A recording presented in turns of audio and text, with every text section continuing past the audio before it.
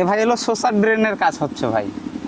কিসের জন্য এটা? এটা পানি নিষ্কাশনের জন্য ভাই। পানি নিষ্কাশনের জি ভাই। জন্য। আসসালামু আলাইকুম ভিউয়ার্স, আমি এই মুহূর্তে আছি যশোর শার্শা থানা নিজামপুর টু গোরপাড়া রোডে।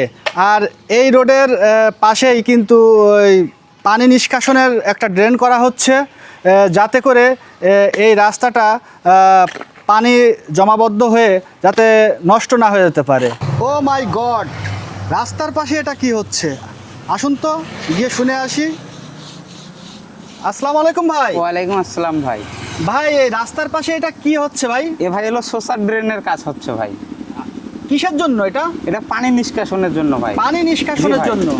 আচ্ছা, এটা কিসের পক্ষ থেকে করা হচ্ছে? এলজিডির পক্ষ থেকে করা হচ্ছে ভাই। এলজিডির পক্ষ থেকে জি ভাই। করা হচ্ছে।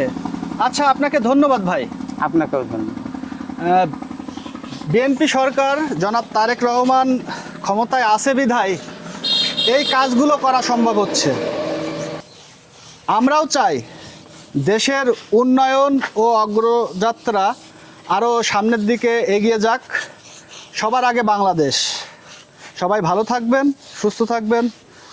দেখা হবে পরবর্তী কোনো ভিডিওতে।